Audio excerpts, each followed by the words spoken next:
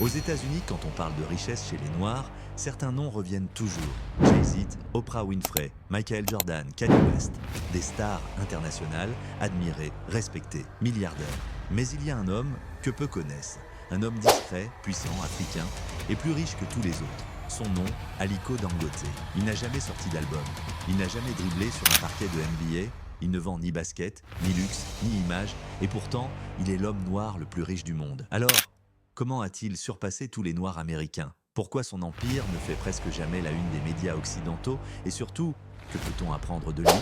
Installe-toi, tu vas découvrir une des histoires les plus puissantes du continent africain. Aliko Dangote est né le 10 avril 1957 dans une grande ville commerciale du nord du Nigeria, Kano. Aujourd'hui, il est à la tête d'un empire industriel qui porte son nom, Dangote Group.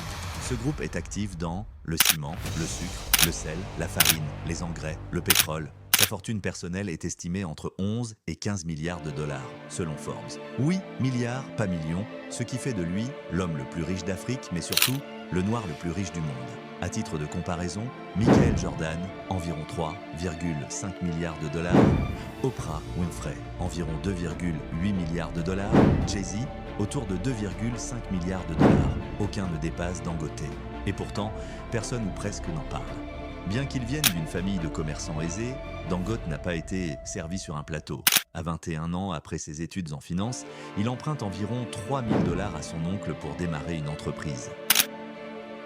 Il importe du riz, du sucre et du ciment au Nigeria. Très vite, il comprend une chose essentielle.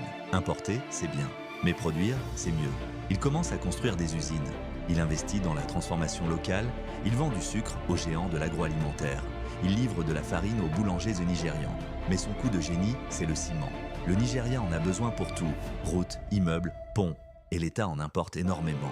Alors, Dangote crée Dangote Cement. Il installe des usines locales et devient le leader national et puis continental. En quelques années, il bâtit un monopole sur le ciment en Afrique de l'Ouest, ce qui le différencie des milliardaires noirs américains.